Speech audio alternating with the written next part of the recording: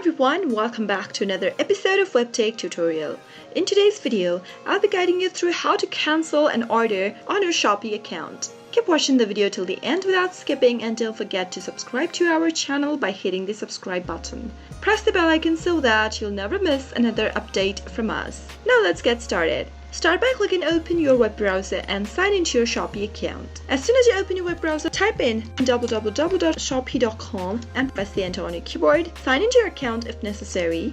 And after you're signed in, from your home screen, go and click on your profile picture at the upper right and click on My Purchase. In this page, you'll be able to see the list of all the purchases you're about to make or you've already made. Simply click on Cancel Purchase from this page and you'll be able to cancel an order in Shopee. If you want to remove an order from your shopping cart, you can go and click on the shopping basket icon at the upper right and you'll be able to see all of the purchases you're about to make. Click on Delete in order to delete an order. I hope you found the video to be helpful. If you did, go ahead and give it a thumbs up. Feel free to comment down in the comment box if you have a question or a feedback for us. I'll soon be back with more tutorial episodes. Goodbye till then.